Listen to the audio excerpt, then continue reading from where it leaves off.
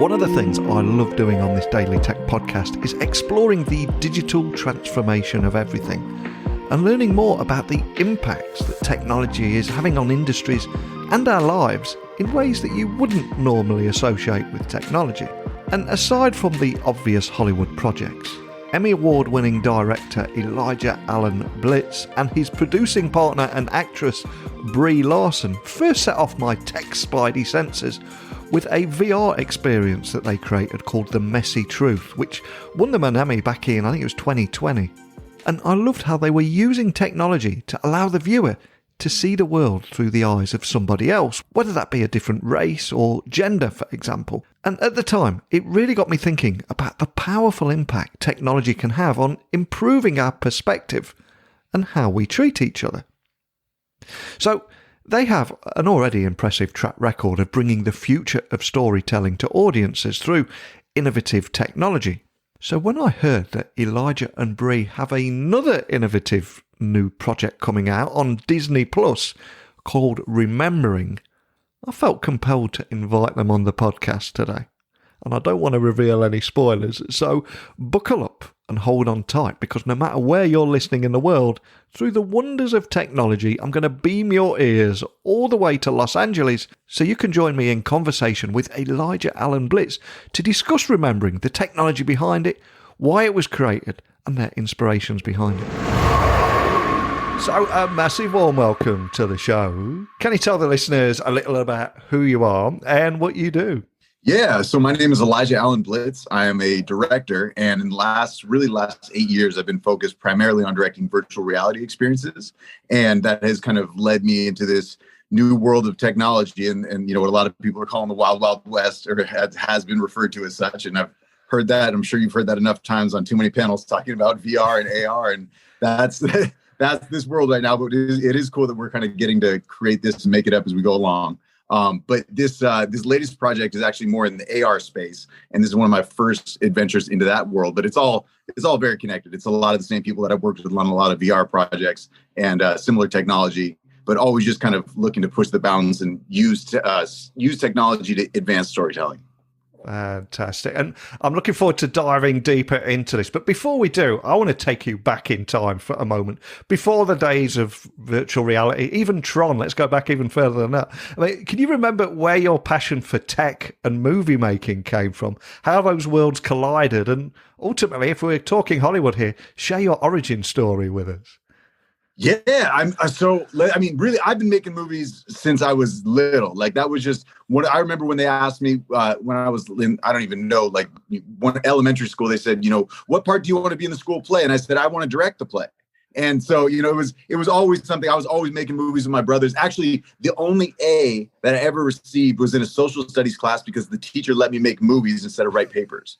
And that's real. And that was in 6th grade. So I've always been making movies, and that's just been, you know, my favorite art form because it is the most collaborative art form that I know of. I mean, it just requires so many people, and it requires that incredible collaboration just from all different aspects and all these different minds coming together to make something that, you know, we get to share and see and watch. And there's music, and every element is somehow involved in that. And, you know, the technology really came in for me when I saw one of my first VR experiences that I saw was called Evolution of Verse from Chris Milk. And I just remember having this experience where it wasn't like, oh, this is the perfect VR experience, but it was that I saw the power of this medium. And that, to me, I understand exponential growth, and I understood that where this is going, this is a part of the future, not the only future, but this is part of the future, and I want to be part of that. Because if you can actually create something where someone is watching something and feels completely enveloped in it, and part of their brain is believing that what they're seeing is real, there's so much power in that and so much responsibility with that led me on this adventure, like I said, over the last 8 years to be primarily focused on VR. But by no means is that, you know, I'm exclusive to doing VR content. Like this, you know, this latest thing is that it's actually a short film with this augmented reality component.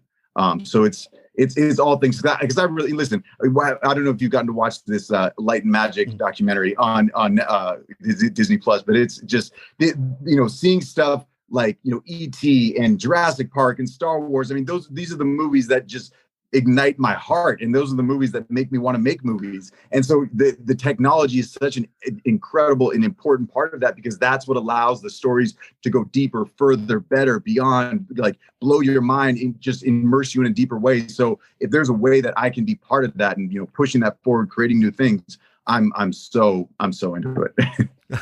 And your passion for the topic really shines through on the podcast today. And of course, you've got a history of upgrading storytelling to audiences through innovative technology. And for the reason I say that, I mean, can you tell me more about the VR experience called The Messy Truth, which of course you won an Emmy for back in 2020, right? We did, yes. So that project, I mean, that was, to me, you know, everyone talked about in the beginning of VR, like, or not, sorry, not the beginning, but the reemergence of VR when you know, Facebook bought Oculus in 2014, I believe. And during that reemergence, there was the big buzzword of the empathy machine. VR is going to be the ultimate empathy machine. And I heard a lot of talk around that, and there wasn't much action around actually doing it. And so at the time, I've known Van Jones for years. He's a dear friend of mine. And we were talking about working on another project together. It was actually when Donald Trump got elected that we got on the phone like a week later and said, we need to pivot. We need to see if we can use the power of this medium to try and bring people closer together, because it would seem that part of the technology was part of what was ripping us apart. And there was just so much divisiveness. And this was during the time of Cambridge Analytica and all these things were going on. And it was like, let's see if we can use the power of this new medium to try and bring people closer together. So the premise of that project is to put you in the shoes of someone that you might feel like you initially have nothing in common with. So you were actually looking through the eyes of someone else, and you look down, and we were using this hand tracking technology. At the time, it was never really been done before. And now it's, you know, it's standard on every Oculus Quest has a similar hand tracking, but we were using a device called Leap Motion at the time. This was 6 years ago.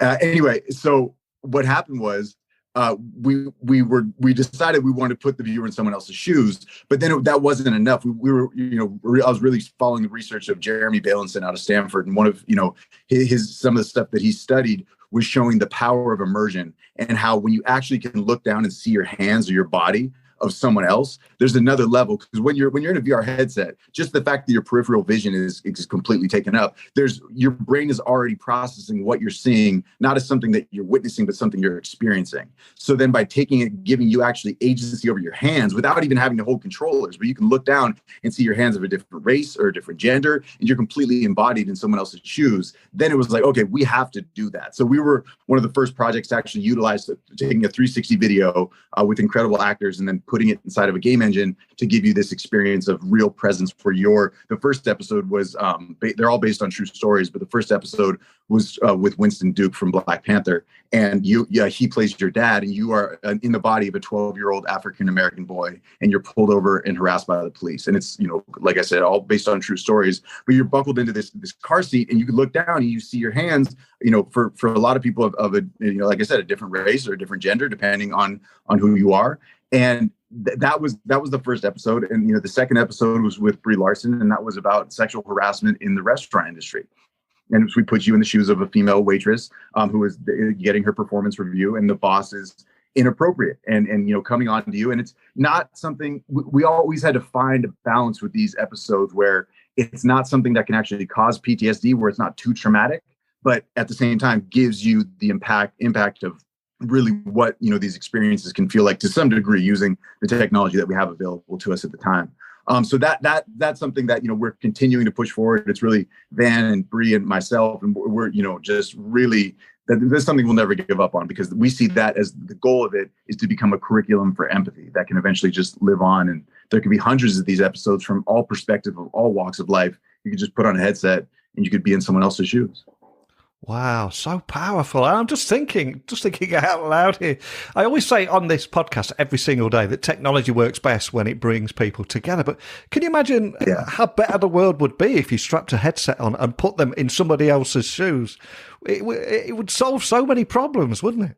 I agree, man. And it's funny. I've heard you say that, and I've listened to your podcast, and I've heard that, and I'm like, I'm just so glad that we get to talk, because that line is so exactly dead on. It's just like that, to me, is when technology is used at its best. It's like, can we actually bring people closer together? And that's the goal. And of course, there's going to be all kinds of other things in video games and all this other stuff, and that's totally fine. It's not a judgment on that. But for me, what I would like to bring and what I would like to contribute is to utilize the power of these new mediums to actually, like you're saying, bring people closer together. And that would be the goal. I mean, these episodes are really only 3 to 5 minutes, and to be able to put someone in someone else's shoes for 3 to 5 minutes and then actually give them a small experience of what it might be like from someone else's perspective that they would initially feel like they have no connection to. I mean, that's something I'll dedicate my life to, and I have for the last 6 years. 100% with you on that. And fast forward to 2022, of course, the reason I invited you on the podcast today is you've just announced something called Remembering, which is a short film that uses first of its kind technology via a companion augmented reality app that allows viewers to directly interact with the story by scanning the TV to extend that world of imagination to your room. I've seen a demo of it, and first of all, I was blown away, and I just thought, man, I wish I was a kid. Why was this not around when I was young? But can you tell me more about the story behind the project and what inspired you to create it? Yeah, I mean, so the idea is actually the genesis of ideas, and where do ideas come from, and what happens when you forget an idea, and what are ideas? It was really a lot of it for me writing the script was really inspired by the work of Elizabeth Gilbert, and she talks about, how in ancient Greece, you weren't ever considered that you were a genius. It was that you had a genius. And it was separate from you. And that ideas are something that they are not of us, that they are something that come to us and they're floating around, and they're these energetic life forms that are not necessarily embodied in a physical form, but that we are somewhat the vessel or the conduit for it. And that to me was just, so interesting. And that also being able to engage with it and go deeper and say, okay, well, what does that look like? Where do ideas go when they're forgotten, and exploring that, but then also that creative spirit that brings us back to it and helps us remember, these essence of ideas, or reconnect us to our own truth and our own, heart. And it's like that, to me, that is your inner child, for lack of a better phrase. And so that's what's kind of explored in the short film. And I don't want to, give too much of it away, but it's really, that's the heart of it is, do you remember what it was like when your imagination was real, And it's like, if you can go back to those times, I remember like playing games in the backyard, just completely by myself in my imagination. And there was things, exploding and this and on adventures and doing all this stuff. And it was completely in my own imagination. But for me at the time, it was real, and I was doing it, and I was living out these adventures. And, there's something so important about that. And it's something, it's great to watch adults watch this, and it's great to watch kids watch it. And there's something though when the adults see it, because they think of it, it's a short film for the kids to see, but they also, so many times adults are really moved by it, because they actually do get that little ping, and it's like, oh, I do remember what that was like, and I have forgotten. And what if I put down, what was something that mattered to me that I just kind of let slip, or what was that thing that I really cared about that I stopped paying attention to? And if that can be even a small part of the result of this project, that would just be an honor. And it is a short film, and I'm conscious I don't want to reveal any spoilers. And each generation is different. I know my son, he won't even watch a movie trailer, because he said all the best bits are in there, all the spoilers are in there. So I want to go in completely fresh. So yeah. I don't know how we're going to get around this, but what would you say Remembering is about? And can you tell me how audiences interact with it?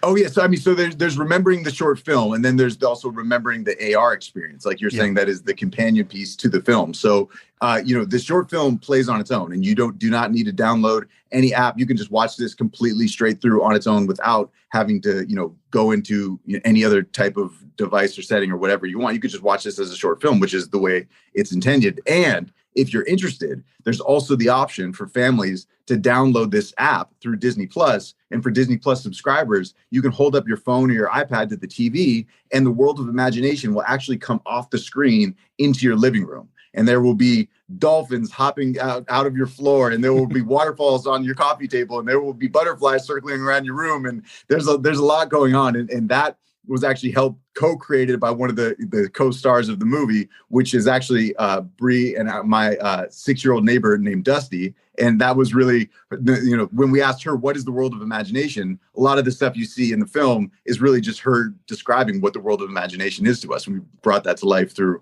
this incredible new technology. Wow. And as this is a tech podcast, I have to ask, can you tell me more about the technology behind Remembering that made all this possible?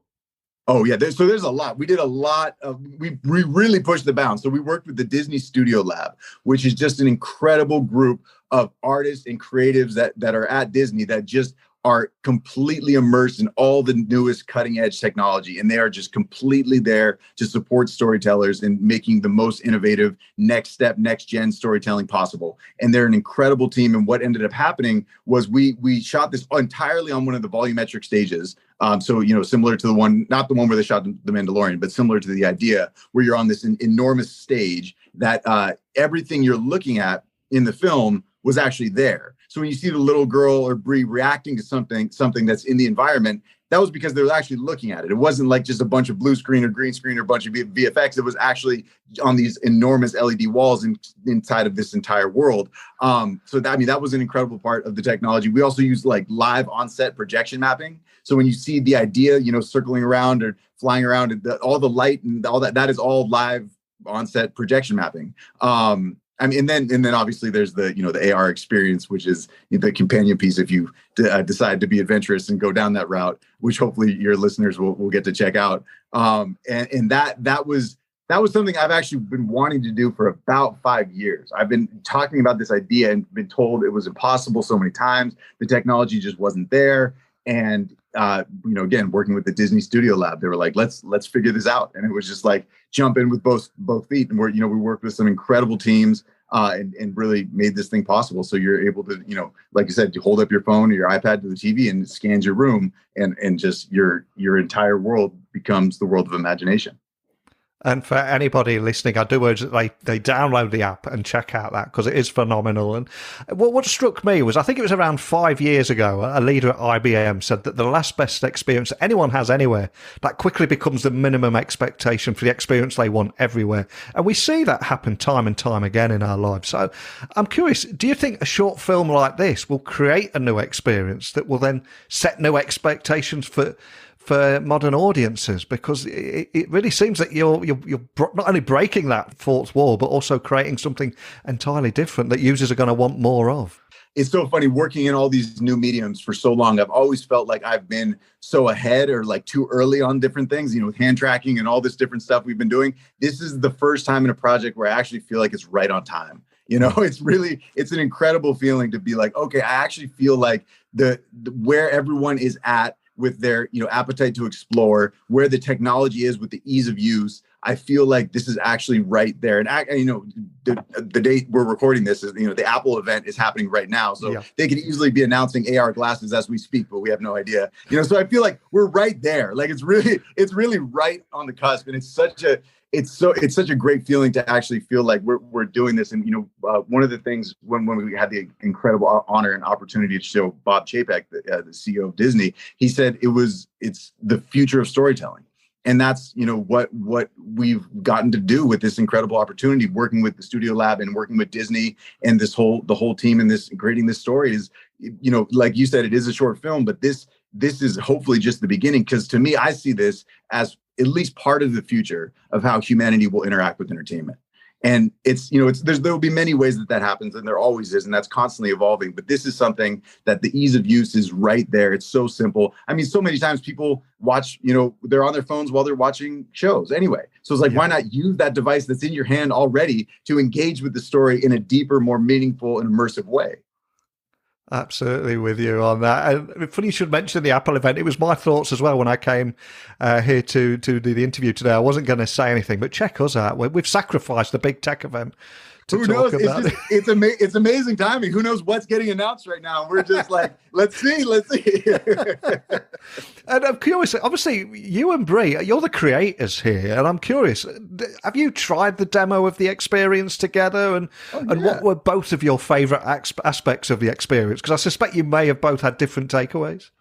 Definitely have different takeaways. I mean, it's probably a little tougher for me to answer that because I've been so hands-on in every iteration of the app, and I've seen it when it was just like, assets that were just reused from the actual scene itself, and like just building this up from kind of grayscale and making this whole thing a reality. So I mean, to me, actually getting to see it work, and tomorrow getting to when it launches on Disney Plus September 8th, depending when this interview airs, but it'll be for me tomorrow. I'll actually get to I have, the test flight versions and all that, but actually to download the actual app and have that experience, like where it's something that's in the App Store and something that's available to everyone. That'll be, to me, its own experience that I'm not exactly able to even describe to you yet because I haven't experienced it. But there's something beyond amazing, especially because it's been in my head for so long, and trying to describe it to people and say, no, it's going to come out of the TV and you'll be able to see it, like interact in your room, and everyone's like, what are you talking about? Like, that's not possible. And now not only is it possible, but it's happening. It is here. And so that is so cool. And I mean, I'm trying to think, like the first time I really saw it working, it was almost a feeling.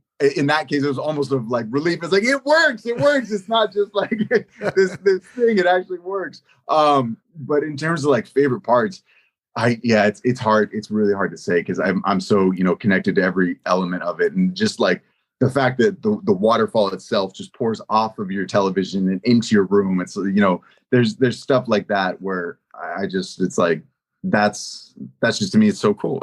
It's so cool that happened. And hearing you trying to describe it to people that just don't know what your vision is, there kind of reminds me of, did you ever see the Bill Gates clip talking about the internet in the 90s? I think he was on the Letterman show. And the whole crowd were just mocking him. They were just mocking him. Really? Yeah. And he was saying, and Letterman was saying, well, what is internet? And Bill Gates was saying, well, you could listen to baseball on the radio, on the internet. And he was like, well, I've got a radio for that. And nobody understood the vision at all. So maybe that was your own little version of that. That's great. Yeah, I remember watching it when Steve Jobs came out and was like, so we have 3 new devices to introduce to you. We have a revolutionary music player, a new internet browsing device, and a mobile phone. Do you get it? They're all the same thing. It's just like, yep. Oh, man. But where do you go from here, and what excites you about Web3 and how that can transform filmmaking in the future? Oh, yeah. That's a big one. There's so much there. And I've even been talking with a couple incredible NFT companies about, creating content around, characters that are NFTs, and then being able to let the community actually vote on where the story goes from there. Which I think is just, one of the coolest aspects of Web3 is the community engagement and involvement, and to really not just be limited to like, well, what do I think? Like I said, I love filmmaking because I think it's the most collaborative art form in the world. And this is just taking that collaboration to a whole new level, to be able to say to the audience, like, well, what do you want to see? And you get a vote on it. I mean, that's beyond choose your own adventure. That's like, we all together get to choose the adventure. I do think, choose your own adventure stuff. And, those are very interesting and cool opportunities. Like Bandersnatch was a great kind of demo for that, and showing how that could be done. But I think that there's really something special to the entire community getting to vote on where the story goes next, not just an individual person getting to be like, I want this, I want that. It's, it's like, as a collective, we get to decide where the story goes. So that to me, one of the many things of Web3 that's really exciting with filmmaking. Now, we started the podcast talking about your origin story, but now, as we come full circle, I'm going to ask you to leave everyone listening with a final gift. And that is, can you share a book that has inspired you that we can add to our Amazon wish list, and a song for our Spotify playlist that helps you get your head in the zone or is important to you? Oh, yeah. Well, a song that's very important to me is actually by a friend of mine named Michael Franti. And the song is called Life is Better With You. And that song is so meaningful for so many reasons, but also just Michael himself is just someone that personifies love and magic and creativity and power, and just his commitment to, just activism. And anyway, I'm a huge fan of who Michael is as a person and his music. But Life is Better With You is a very meaningful song to me. As far as books, I honestly feel like I should pull up my Audible library, because I'm, I feel like that would give you a better, because also, like, I could say books that I'm sure people have, are much more popular, and I could say stuff, like obviously the Steve Jobs biography or something that would be, I feel like, to your audience something that everyone's probably already read. But I would actually say, based on this short film and how much inspiration came from it, Big Magic by Elizabeth Gilbert. That's her nonfiction book about the creative process. And that is so inspiring to me. And there are so many incredible little anecdotes in there, including one where this is a quote that just really stands out to me, where she interviewed Tom Waits, the musician. And she said that Tom said to her, "I get to make jewelry for the inside of people's minds." Wow. What a line. Man, Yeah. love that. Yeah. I highly recommend that. We've got people listening in 160 countries, and I suspect with licensing deals, etc., it's going to be tricky. It's going to be staggered released all over the world. But for people listening, where can they watch Remembering, and how can they get the most out of the experience, etc.? What's the best starting point for everything? Yeah, so Remembering will be available September 8th on Disney Plus. And so you'll be able to watch the short film there. And you can go to disneyplus.com/remembering and download the app. And it's free, and it's a separate app that either for your iPad or iPhone. And you'll be able to, experience the world of imagination through augmented reality in your living room. Well, as you know, I always say at the end of every episode, technology works best when it brings people together. But using it to extend a world of imagination in your living room, while also helping you see the perspective of other people in your other work that we were talking about there, The Messy Truth. It's phenomenal what you're doing. I'd love to stay in touch with you, see where this leads, but more than anything, just thanks for joining me today and sharing your story. Absolutely, Neil. Thank you for your time, and thank you for what you do, because I completely am in agreement. When I was listening to your podcast and heard that line that technology is best when it brings people together, it was like, oh, I got to talk to this guy. This is fantastic. We're on the same page, because I appreciate you, man. I appreciate your work, and thank you for taking the time. Now, I was fortunate to have a demo with Remembering just before it came out, and I urge anyone listening to download the app, try it out, and let me know what you think of the Remembering experience. It blew me away, and it also got me thinking about exploring the art of the possible, where blurring the lines, not just between our online and offline world, but the imaginary world too. So I'd love to hear your thoughts on today's conversation. And also, if you've not seen any of it, I would also recommend you check out Brie and Elijah's VR experience, The Messy Truth.